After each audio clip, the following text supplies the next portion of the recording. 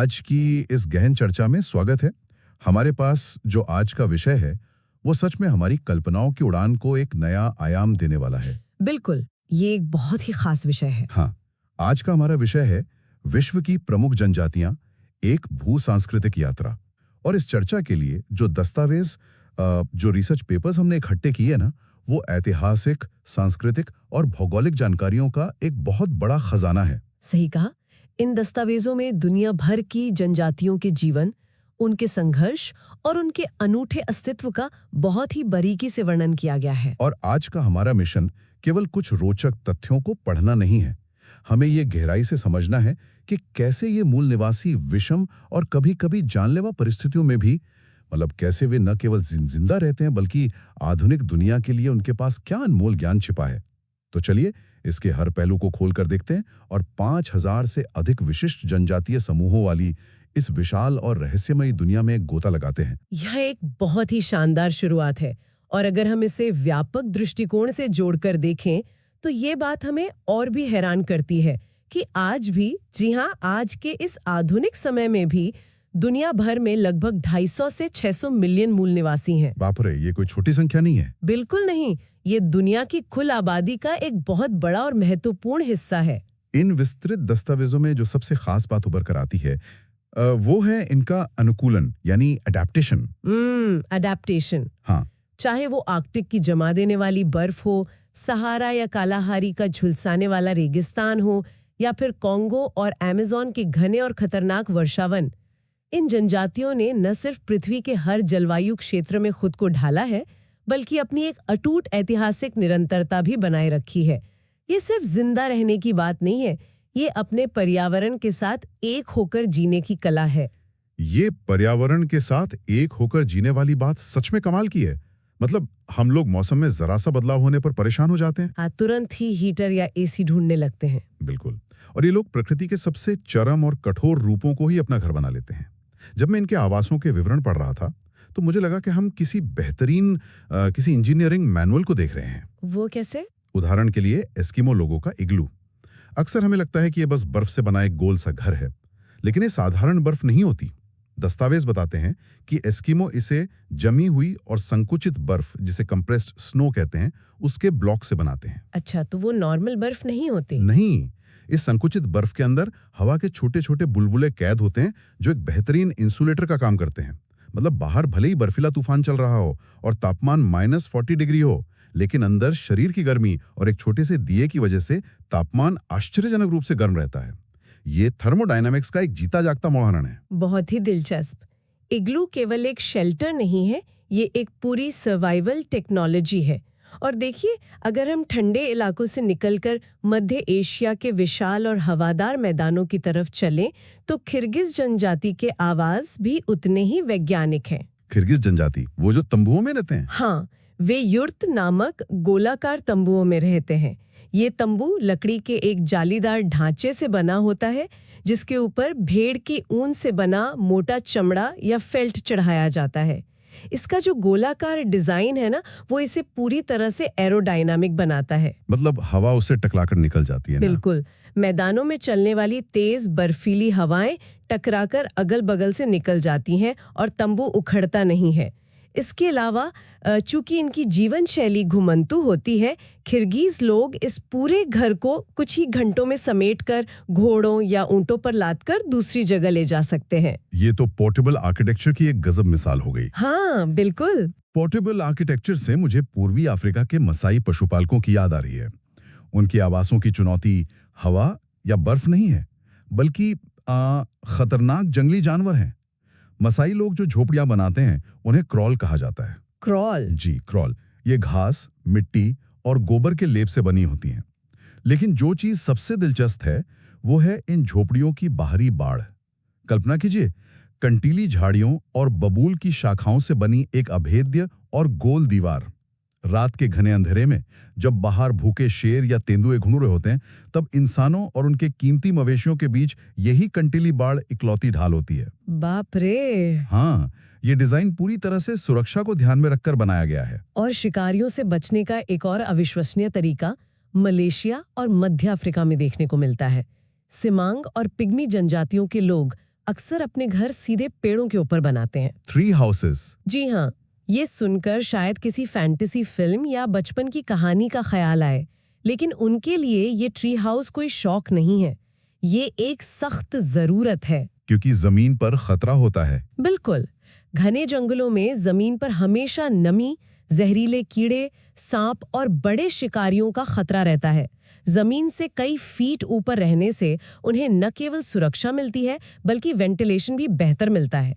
ये इस बात का सबूत है कि वे प्रकृति से लड़ते नहीं हैं, बल्कि उसके दिए गए संसाधनों के भीतर ही अपने लिए सबसे सुरक्षित जगह तलाश लेते हैं। यहाँ ये विषय वास्तव में बहुत दिलचस्प हो जाता है, क्योंकि जब हम इनके आवासों से आगे बढ़कर इनके खानपान और जीवन शैली के रोचक तथ्यों पर आते हैं, तो ये हमारे आधुनिक नजरिए को पूरी तरह से पलट देते हैं। वो तो है। उदाहरण के लिए अफ्रीका के कालाहारी मरुस्थल के बुशमैन या सान जनजाति को ही लेते हैं। ये दुनिया के सबसे प्राचीन शिकारी संग्राहक समूहों में से एक हैं। ये मौसम की मार से बचने के लिए क्रॉस नाम का एक खास चमड़े का वस्त्र पहनते हैं, लेकिन सबसे हैरानी की बात उनका भोजन है। अच्छा, क्या खाते हैं वे? इस रिसर्च में एक जगह लिखा है कि वे दीमकों को, जी हाँ, दीमकों को बड़े चाव से खाते हैं, और दीमक को बुशमैन का चावल कहा जाता है। बुशमैन का चावल? हाँ, एक आम इंसान के लिए कीड़े खाना शायद थोड़ा विचलित करने वाला हो सकता है। क्या इसके पीछे कोई खास वैज्ञानिक या पोषण संबंधी कारण है? मुझे तो यही लग रहा है। देखिए, आधुनिक नजरिए से ये भले ही अजीब लगे, लेकिन पोषण और सर्वाइवल के नजरिए से ये एक मास्टर स्ट्रोक है। कालाहारी मरुस्थल एक बेहद रूखी और सूखी जगह है, जहाँ खेती नहीं हो सकती और बड़े शिकार भी हमेशा नहीं मिलते। ऐसे में दीमक प्रोटीन, फैट और जरूरी कैलोरी का एक बहुत बड़ा और सुलभ स्रोत है। मतलब एक तरह से एनर्जी का खजाना। बिल्कुल। एक मुट्ठी दीमक में किसी भी आम मांस के टुकड़े से ज्यादा ऊर्जा होती है।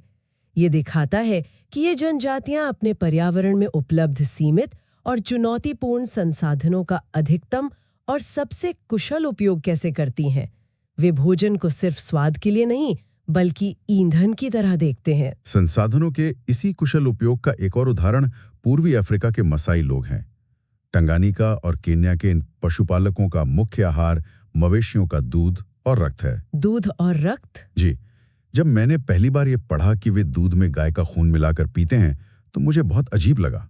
वे अपनी गायों को मारे बिना उनकी गर्दन की नस में एक छोटा सा छेद करते हैं, थोड़ा सा रक्त निकालते हैं और फिर उस घाव को मिट्टी से बंद कर देते हैं ताकि गाय सुरक्षित रहे। ये तो बहुत ही अनोखा तरीका है। हाँ, और मसाई समाज में एक धार्मिक नेता भी होता है, जिसे लैबान कहा जाता है, जो इन सभी रिवाजों का मार्गदर्शन करता है। लेकिन मैं सोच रहा था, खून और दूध का ये मिश्रण पीने की असल वजह क्या हो सकती है? इसके पीछे का विज्ञान बहुत ही व्यवहारिक है। मसाई लोग शुष्क इलाकों में रहते हैं, जहां अक्सर भयंकर सूखा पड़ता है। सूखे के दौरान गायों का दूध कम हो जाता है और पानी की भी भारी कमी होती है। रक्त प्राकृतिक रूप से प्रोटीन, नमक और तरल पदार्थ से भरपूर होता है। ओह, तो ये एक सस्टेनेबल तरीका है। हाँ, गाय को मारे बिना उसका थोड़ा सा खून लेना एक ऐसा तरीका है जिससे इंसानों को पोषण भी मिल जाता है और उनका सबसे कीमती संसाधन यानी उनकी गाय जिंदा भी रहती है। ये एक सस्टेनेबल फूड मॉडल है। इसी तरह मध्य एशिया के पामीर और थ्यानशान क्षेत्रों के किर्गिज लोगों की बात करें तो वे घोड़ी के दूध को सड़ाकर यानी फर्मेंट करके एक विशेष शराब बनाते हैं जिसे कुसिम कहा जाता है। कुसिम? जी। फर्मेंटेशन से दूध लंबे समय तक खराब नहीं होता और ये उन्हें जरूरी विटामिन्स देता है। ये सब उस विशिष्ट पर्यावरण की उपज है। अरब मरुस्थल के बद्दू लोगों को देखिए, खासकर रुआला नामक ऊंट पालक कबीले को।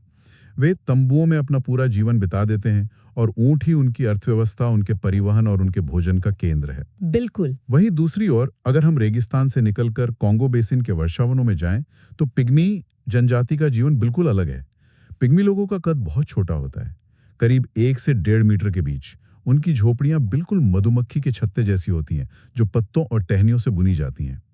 मुझे लगता है कि घने और उलझे हुए जंगलों में शिकार के लिए छोटा कद होना वास्तव में उनके लिए एक बड़ा एवोल्यूशनरी फायदा है। आपका ये विश्लेषण बिल्कुल सही है। लंबे कद वाले इंसान को उन घने जंगलों की लताओं और झाड़ियों के बीच से गुजरने में बहुत मुश्किल होगी। पिग्मी लोग बिना किसी रुकावट के बेहद तेजी से और खामोशी से वनों में घूम सकते हैं। यही कारण है कि वो इतने कुशल शिकारी होते हैं। ये बात तो है। और मलेशिया के मलाया प्रायद्वीप के वनों में रहने वाली सकाई और सेमांग जनजातियां भी कुछ ऐसा जीवन जीती हैं। ये मुख्य रूप से शिकारी हैं और भोजन के लिए रतालू यानी वाइल्ड यैम पर काफी निर्भर रहते हैं। रतालू जमीन के नीचे उगने वाला एक कंद है जो उन्हें कार्बोहाइड्रेट देता है। और जब शिकार की बात आती है तो इनके हथियार और तकनीकें दिमाग को चकरा देने वाली होती हैं। हाँ, उन हथियारों के डिजाइन तो सच में हैरान करने वाले हैं। मैंने जब एस्किमो के हार्पून के काम करने के तरीके के बारे में पढ़ा तो मैं अचंभित रह गया। वो भाला है ना? हाँ, लेकिन ये कोई आम भाला नहीं है जो बस फेंक कर मारा जाए। ये हड्डियों और वॉलरस के दांत से बना एक विशेष भाला होता है जिसका उपयोग वे सील मछली और विशाल व्हेल का शिकार करने के लिए करते हैं। इसका डिजाइन ऐसा है कि जैसे ही ये शिकार के शरीर में घुसता है, इसका अगला सिरा भाले के डंडे से अलग हो जाता है और शिकार के मांस के अंदर तिरछा होकर लॉक हो जाता है, बिल्कुल एक एंकर की तरह, ताकि शिकार भाग न सके। एकदम से ही। और उनके शिकार की शैलियां भी गजब हैं। बर्फ में एक छोटा सा छिद्र बनाकर सील के सांस लेने के लिए ऊपर आने का घंटों, कभी-कभी पूरे दिन इंतजार करने की शैली को माओपोक कहते हैं। और जहां बर्फ में 2 छिद्र किए जाते हैं उसे इतुआरपोक कहा जाता है। यह उनके असीम धैर्य की परीक्षा होती है। यहाँ जो बात सबसे अधिक आकर्षित करती है वो है उनका असीम और व्यवहारिक ज्ञान। बिना किसी आधुनिक तकनीक, प्रयोगशाला या विश्वविद्यालय के उन्होंने भौतिकी और पर्यावरण के अपने गहरे ज्ञान का इस्तेमाल करके ऐसे अचूक हथियार बनाए हैं जो आज भी आज के इंजीनियरों को भी सोचने पर मजबूर कर सकते हैं। सच में। और ये जो माओपोक शैली है ना, ये केवल धैर्य नहीं है। यह बर्फ के नीचे पानी के बहाव, सील की आदतों और आवाजों की गहरी समझ को दिखाता है। सकाई जनजाति के हथियार, फूंक नली या ब्लो पाइप को ही ले लीजिए। बांस की एक लंबी नली से वे इतनी सटीकता से जहरीले तीर छोड़ते हैं कि शिकार को संभलने का मौका ही नहीं मिलता। इसमें हवा के दबाव का एकदम सटीक इस्तेमाल होता है। और ये तीर भी ऐसे होते हैं जिन्हें जंगल के ही जहरीले पौधों के अर्क में डुबोया जाता है। मैंने पढ़ा कि पिग्मी लोग भी शिकार के दौरान एक बहुत ही खास तकनीक का इस्तेमाल करते हैं। वे संवाद करने और जानवरों को चकमा देने के लिए बांस की विशेष सीटियों का प्रयोग करते हैं। बांस की सीटियां? हाँ, वे इन सीटियों से जानवरों की आवाज की नकल करते हैं ताकि शिकार खुद उनके करीब आ जाए। ये हथियार और तकनीकें पूरी तरह से प्रकृति के ही तत्वों से बनी हैं और 100% इको फ्रेंडली हैं। वे प्रकृति से उतना ही लेते हैं जितनी उन्हें जरूरत होती है। ये तो हुई उनके शारीरिक अस्तित्व को बचाने की बात। लेकिन प्रकृति के साथ ये तालमेल केवल हथियारों या घरों तक सीमित नहीं है। अगर हम हथियारों और शिकार से आगे बढ़ें तो इन जनजातियों की गहरी मान्यताएं और उनकी सामाजिक संरचनाएं हमें एक अलग ही दुनिया में ले जाती हैं। हाँ, मैंने भी दस्तावेजों में इसके बारे में पढ़ा है। ऑस्ट्रेलिया के एबोरिजिनल लोगों को ही देखें। दस्तावेज बताते हैं कि वे दुनिया की सबसे पुरानी जीवित संस्कृतियों में से एक हैं, जिनका इतिहास 50,000 साल से भी पुराना है। उनका पूरा जीवन दर्शन द ड्रीम टाइम या सृष्टि कथा पर आधारित है। उनका मानना है कि प्राचीन आत्माओं ने ही भूमि, जल, पहाड़ों और जीवों की रचना की है और फिर वो आत्माएं इसी जमीन और आसमान में विलीन हो गईं। ये एक बहुत ही खूबसूरत दर्शन है और इसी वजह से वे भूमि पर अपना मालिकाना हक नहीं जताते। आधुनिक दुनिया जमीन को एक प्रॉपर्टी मानती है जिसे खरीदा या बेचा जा सकता है, लेकिन अबोरिजिनल लोग खुद को जमीन का मालिक नहीं बल्कि उसका केयरटेकर या रक्षक मानते हैं। बिल्कुल। उनके समाज में गुप्त अनुष्ठान होते हैं जिनमें वे गीत, नृत्य और प्रतीकात्मक चित्रकारी का गहरा उपयोग करते हैं। ये गीत केवल गाने नहीं हैं, बल्कि ये एक तरह के नक्शे हैं जिन्हें सॉन्ग लाइन्स कहा जाता है। इन गीतों में बताया जाता है कि रेगिस्तान में पानी कहाँ मिलेगा या कौन सा रास्ता सुरक्षित है। यह उनकी शिक्षा प्रणाली है जिसके जरिए वे पीढ़ियों तक अपना ज्ञान बिना किसी किताब के हस्तांतरित करते हैं। ये पीढ़ियों तक ज्ञान पहुंचाने का एक बहुत ही मजबूत ओरल ट्रेडिशन है। और जब हम मजबूत सामाजिक संरचनाओं की बात करते हैं तो भारत के पूर्वोत्तर और म्यांमार की सीमाओं पर बसने वाली नागा जनजाति का जिक्र आना बहुत जरूरी है। हाँ, नागा जनजाति। नागा समाज की बात करें तो वहाँ आपकी हैसियत इस बात से तय नहीं होती कि आपके पास कितनी दौलत है, बल्कि इस बात से होती है कि आप कितने बहादुर हैं। ये एक पक्का वॉरियर कल्चर या योद्धा समाज है जहां व्यक्ति का सम्मान उसकी बाजू की ताकत और वीरता के आधार पर तय होता है। इनकी विविधता भी बहुत विस्तृत है। अंगामी, एओ, कोन्याक और सूमी सहित इनकी कुल 66 प्रमुख उपजातियां हैं। जी हाँ, 66 उपजातियां और हर एक की अपनी अनूठी परंपराएं हैं। भाषा के स्तर पर ये कुकीज नागा भाषा परिवार का प्रयोग करते हैं। उनके घर बांस से निर्मित होते हैं और वो एक विशेष वास्तुशिल्प का पालन करते हैं, जहां घरों को अक्सर पहाड़ियों की ढलानों पर बनाया जाता है ताकि दुश्मनों पर नजर रखी जा सके। सुरक्षा के लिए। हाँ, लेकिन नागा समाज की जो सबसे बड़ी विशेषता मुझे लगी, जिसे अक्सर मुख्य धारा का समाज नजरअंदाज कर देता है, वो है महिलाओं की स्थिति।